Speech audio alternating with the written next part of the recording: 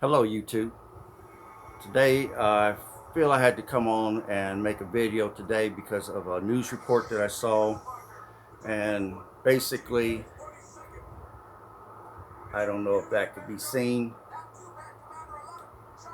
but I posted about it on Facebook. It says looting forces Philadelphia grocery chain to close stores, leaving residents with limited availability to food.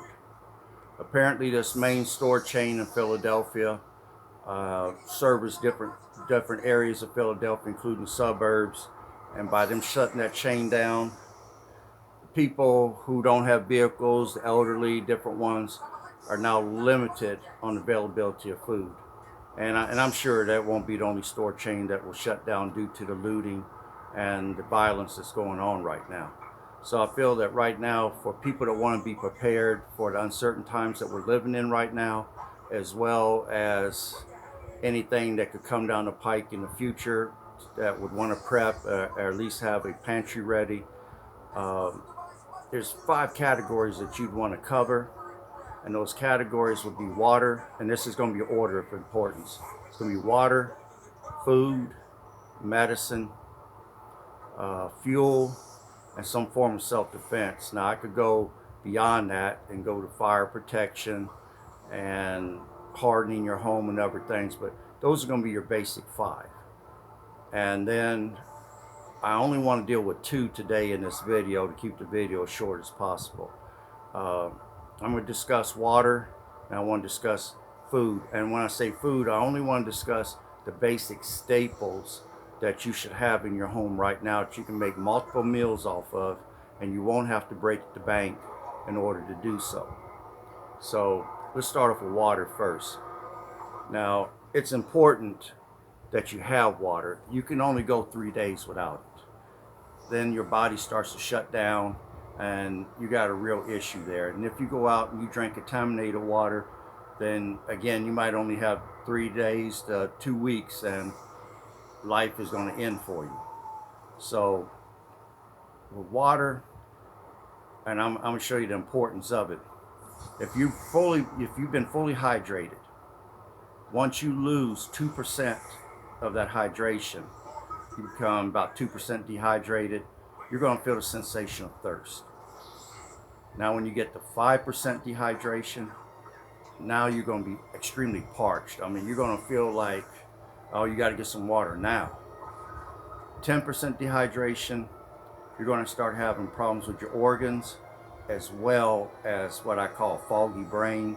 You're not going to be able to concentrate as well. And at 15 to 20% dehydration, death will ensue. So for anything that's alive on this planet, as far as I know, needs water to survive. So water is highly important. One, you have to consider, are you going to bug out or go to another location, or are you going to stay in your property, or what they call shelter in place? And if you're going to stay in your property, the question is, what is the availability of water? That's the question you're going to have to ask yourself. Any nearby rivers, ponds, streams? Is there an old well that's on your property that you can utilize or reactivate some kind of way? Are you going to be using a rain catchment system? And even then, what if it doesn't rain? So right away you realize the importance of having to have a reserve of water on hand. Now, in the event that a severe disaster happens that is, say, regional in size, or half the nation or the whole nation, you must automatically assume the power is going to be down. And if the power grid is down, what quite naturally is going to happen, if there's no power, there's no way to pump water to your property. The banking system will be down. The gas pumps need electricity to pump the gas. They will be down. So if you're in your property, you want to have some sort of reserve on hand. Now right away you can go to your gas line if you've got a gas water heater, and you could turn that off and let that water cool, or you can go to your circuit breaker box and turn off the switch that's heating the water heater. Turn that switch off, let that water cool. That should give you 40 to 80 gallons. I don't know what size water heater you have, but that water would be good to drink for a long period of time. That would give you quite a good start. Then you should have at least, I say, 10 to 15 cases of bottled water. Again, I would encourage you to join a Costco's or Sam's Club. You want to have that bottled water in, say, 32 to 40 size cases, not the little 24s, but a 10 to 15 case reserve in your property will give you between, I'd say, 4 to 6 weeks reserve for a family of, say, between 4 to 6. So you'd have 4 to 6 weeks of just water right there, and just bottled water that you would have, that you would know would be safe to drink, and then your water heater could be an additional reserve. But in the event that you are trying to catch rainwater or is getting water from the river or something, make sure if you're getting it from a river, a pond, or stream, it doesn't have oil or gasoline floating in it. If it doesn't, and you've got fresh bleach, not something that's been sitting on the shelf for a year or two, because bleach loses its effectiveness after you get past 8 months. It starts to dilute somewhat, and it's not full strength. But if you've got full strength bleach, make sure it's not lemon scent, fresh scent, or any of that crap added to it, because that would make it poisonous. But if you've got an eyedropper handy and you've got some bleach, the ratio that you want to go by is 2 drops for a quart of water, 4 drops for a half gallon of water, 8 drops for a gallon of water. And then you get into, if you got one of those big 5-gallon water coolers that you see at people's picnics, you fill that up with water. You're going to need about a half a teaspoon of bleach for that. And if you got a big 55-gallon drum, you're going to need 5.5 teaspoons of bleach to put in that to make it safe to drink. Now, I myself believe in 2 is 1 and 1 is none. So if I was going to use some bleach, I'd want to have a backup. And I'll show you a couple things here you can utilize. This one you won't need to bleach if you have this. And these are water purification tablets. Drop one of these into a quart, wait the allotted time, and it will basically make your water safe to drink. Or you can get something like this. It's called a life straw. And that's literally what it is. You can go up to any river, stream, or whatever, bring home a bucket of water, open the bottom up, stick it down in the water, suck up through the tube, and this is a filtration system. It take bacteria, giardia, and other stuff out of it, and crypto, and make the water safe for your drink. You can get about 260 gallons of water, which if you're drinking what you're supposed to drink, which is 1 gallon of water per day per person, and that's a lot of water to drink. And keep in mind, you'll drink more in the summer, a little bit more in the summer, you'll drink less in the winter. That's an effective way of being able to purify water. And you're only talking $17 to maybe $25 for either one of those. The life straw is actually more expensive. It's about $20, $25. The tablets are right around $15 to $17. Now, if you want to go to a little bit better system than that, then Water Basics, as you can see, as a hand pump system, it's right around $85. This is designed for high risk water. If the water you know for a fact is polluted, it has virus, bacteria, other stuff floating in it, that hand pump system will work. It does about 120 gallons of water per filter, and like I said, the cost of it is about $85. And then you would get into additional filters, because after 120 gallons you're going to have to change the filter. Additional filters are going to run you about $33, $35. And like I said, each one you get 120 gallons worth of use out of. And again, it's when you know the water is really bad and it's high risk, that system is effective if you want to be budget minded. Now, if you can afford to save up, go a little bit more expensive, I'd recommend the Berkey system here. I'm trying to see if I can see it.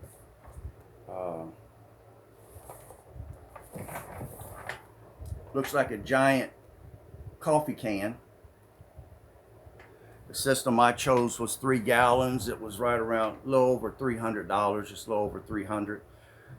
With the charcoal filters that comes with this, you can get about 5,000 to 5,500 gallons of water purified. And this system is so well made that it would even purify mercury out of water. So if the water is really, really bad and you can afford to go with a little bit more expensive system, that's what I would recommend. But water is highly crucial. It should be number one in your staples that you're starting to set up in your pantry. And now I want to get into a little bit about the food. Now, what I'm about to say, you could choose anything that you want. My way isn't the only way, but if you want to be ready for upcoming riots or economic collapse, any sort of natural disasters or food shortages, I would suggest you go out now and obtain the items that I'm about to show.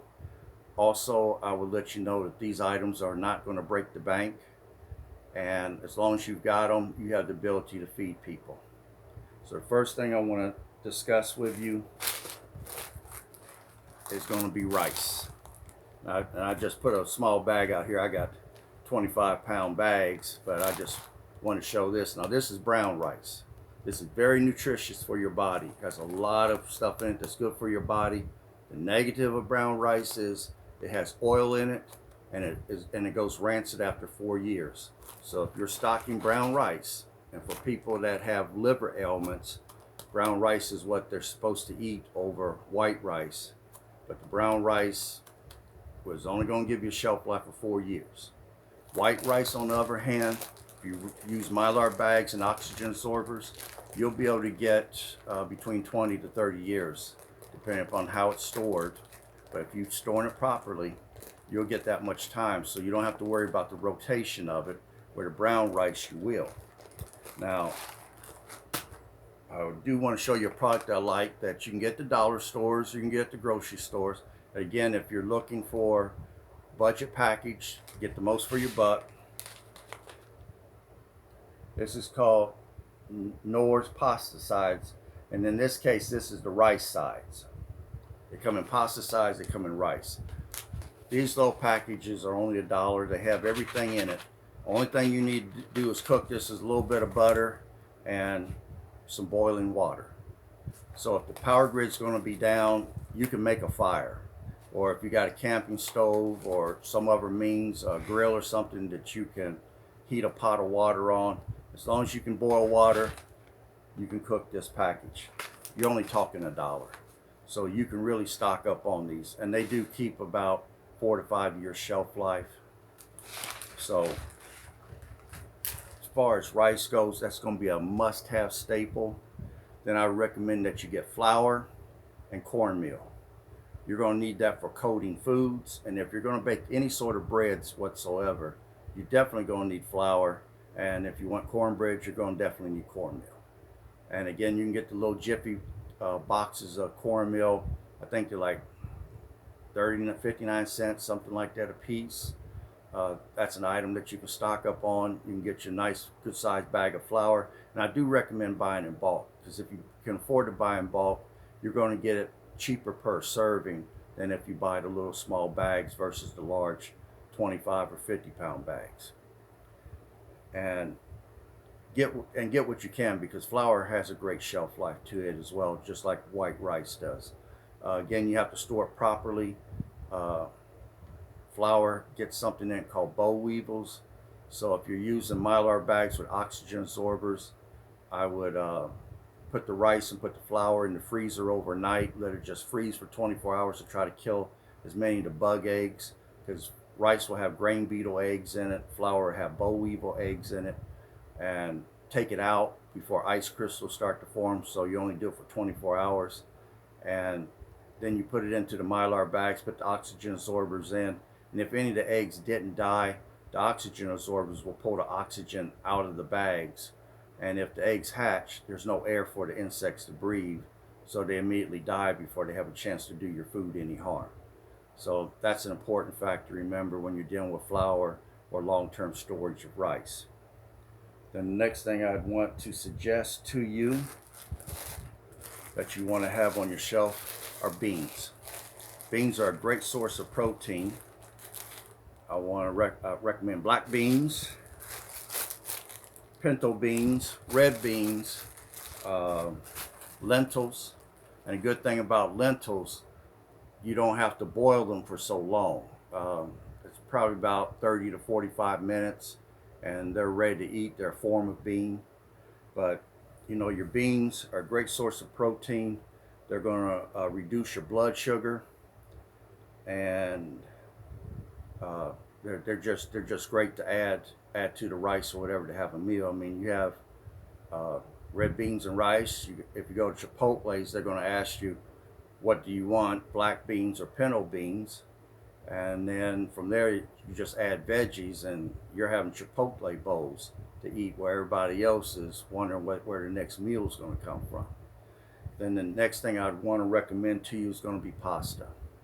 Now, two pastas I like to stock. I have the regular white or yellow looking spaghetti pasta, and then I have the whole grain, which is more of a brown looking pasta. And this pasta has got a long shelf life to it. In fact, most pastas do. Now the brown is almost like the brown rice. It has some oil in it, so you're not going to be able to take it past 4 years. But the white definitely can go beyond that. But again, if you're a person that's having trouble with your liver, fatty liver disease or something, you're going to want to have the brown pasta on hand, because that's something that would be healthy for you. And you can also stack up macaroni elbows and stuff. I'll show you something I got at the at Sam's Club that I'm a member of. Just regular macaroni and cheese. And this big case has 18 boxes in it of macaroni and cheese. Again, how hard is it to cook? Not at all. You need boiling water. So as long as you got the ability to boil some water, you can make some macaroni and cheese. And that's going to fill bellies, and that's the main goal. What you want to do here is to try to last through a situation. Because whether people know it or not, if you ever get put into a siege, or this big enough disaster happens and lasts for a prolonged period of time, or the power grid goes down for an extended period of time, you're only going to last so long as you've got food and water. I don't care how much weaponry you got, how much equipment you got, whatever. You're only going to last until the food and water runs out, and then you're in trouble. So you can go 21 days without food. You can only go 3 days without water. So bear that in mind. But pasta is gives you great carbohydrates, and that's going to be healthy to help energize your body and to energize your brain. So you definitely want to have some pasta on hand. Then the next staple I want to recommend to you is going to be right here. Again, I got this box at the Sam's Club. This is Quaker Oats. And I know some people may say they don't like oatmeal, but oatmeal is very nutritious. Out of all the grains that are out there, it's the healthiest grain that's on the planet Earth. And it's going to lower your blood pressure. It definitely lowers cholesterol. So if you have a high cholesterol problem, you need to get it down. This is going to do it. And it gives lasting energy. It's got vitamins, minerals, and antioxidants in it. So if you can stock up on some oatmeal, and again, not a very expensive item. It's definitely something that you can stock up on and have in the pantry. Then, let's see, another basic I want to go with.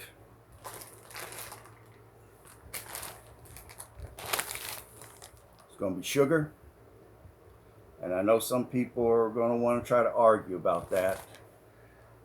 And then to add to that If you don't want to do that, it's going to be raw honey. Don't get anything that doesn't say raw honey on it, because 9 times out of 10 it's just rice syrup with a little honey added for flavoring, and that stuff's coming from China, and it's actually bad for your health. So stick with the raw honey, or if you know a farmer or somebody that's getting honey, get out there and buy some from them. The darker honey, don't be afraid of it. It's just been processed in the fall when not as many flowers are around, and the honey earlier in the spring is going to be a lighter color. And try to get the honey, if you can, in a jar, not plastic, because if you're storing it long term, honey's going to solidify after a period of time. It's going to turn rock hard. And again, if you can boil water, and you just put some just start boiling some water, stick a jar of honey down in it that's solidified, take the lid off, and that honey will turn back into a liquid form and be just as good as the day that it was canned. So definitely get it. And if it comes in plastic and you want to transfer it to some bulk canning jars or something, I'm sure there's some videos that will show you how to heat up the jars in your oven and how to properly sterilize them to do that process. So that shouldn't be too hard to do. And I would recommend you get plenty of honey, and with these murder hornets on hand. Now, honey might be one of the more expensive of the food staples that I'm showing, because it is kind of pricey, but at the same time, it's got so many healing factors and stuff, and you can't afford not to have it. And with these murder hornets running around, and they literally feed on honeybees. They don't eat their honey, they eat the bees. I'm pretty sure that somewhere in the near future, honey's going to go up in price.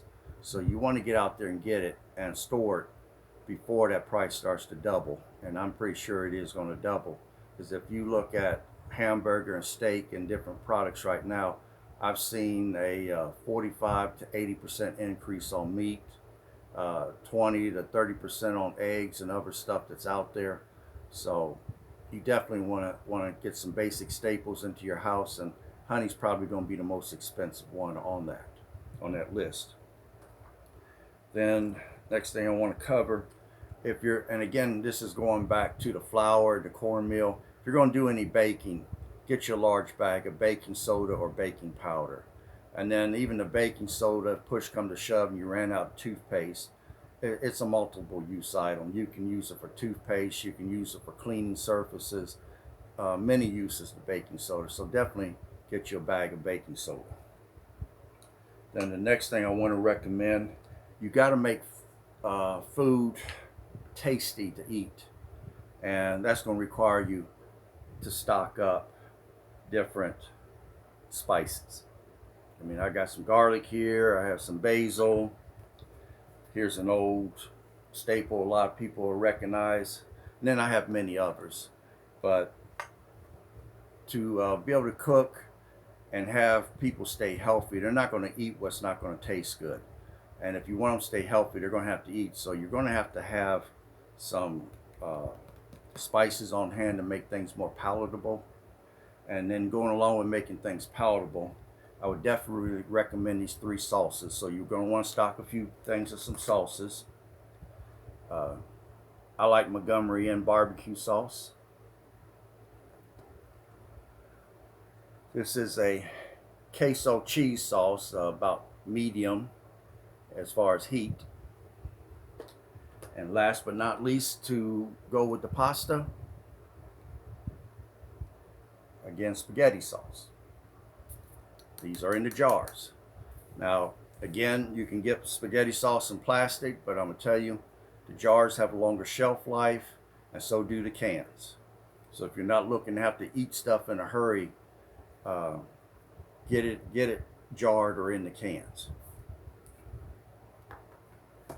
Now, if you got those sauces, I don't care what it is. It could be squirrel meat, and I can tell you what, you pour enough spaghetti sauce on it, it tastes Italian.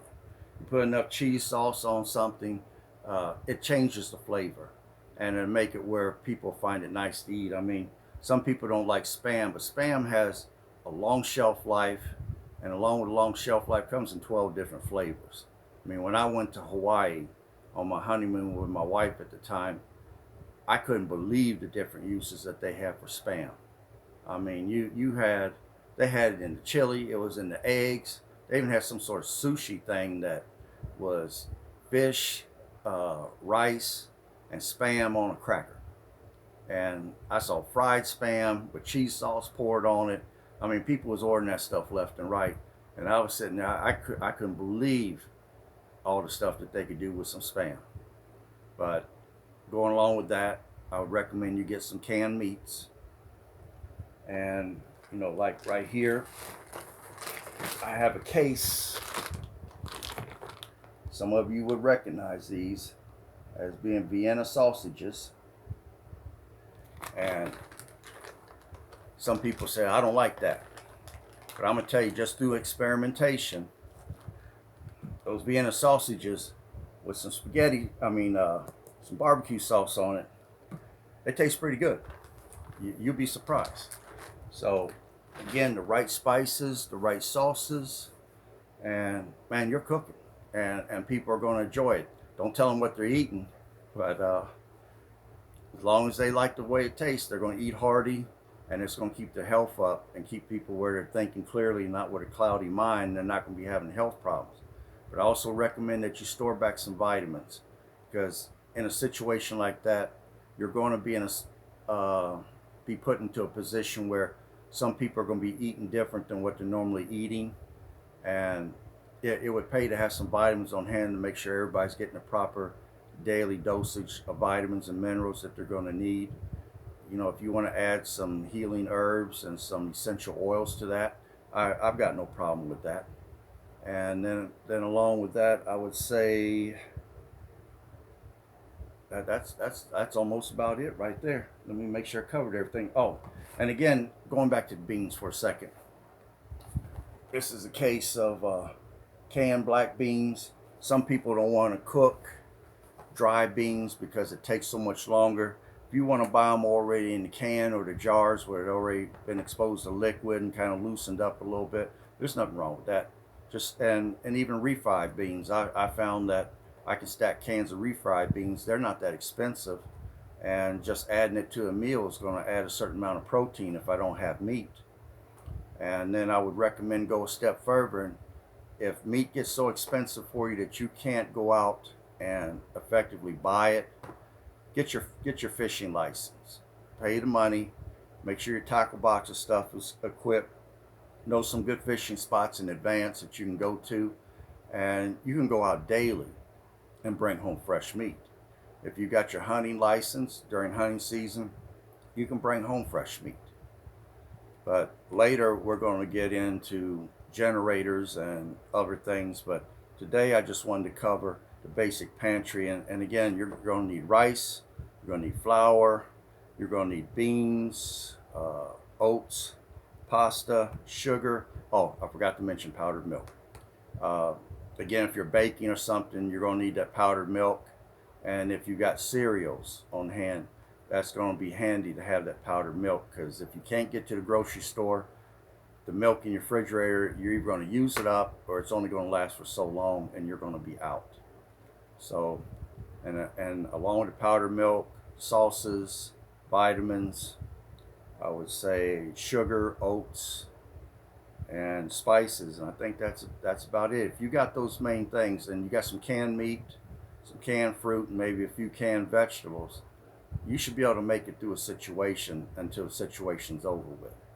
But if you got those basic staples, then you should do well. So I'm going to hold right there. I think I covered everything I wanted to cover. Yeah. So I hope this is great and useful for you. If there's any beginners out there and you don't know what to do, don't go out and buy a bunch of steaks. Always count on the fact that the power grid is going to be down, and what are you going to do and how are you going to eat. And whatever foods that can be easily cooked, that don't require a lot of energy, that just requires boiling of water, or you can eat straight out of a can, or things of that nature, are a lot more beneficial to you stocking for that type of emergency. The stuff that requires refrigeration, as soon as the power goes out, your refrigerator is only going to last 25 hours and the food's going to start to go bad. Your deep freeze is going to give you about 36 hours, and then that food's going to start to go back there. So don't focus so much on perishables as you do long shelf life and easy to prepare. So I hope this information was beneficial. You guys have a wonderful day and keep on prepping.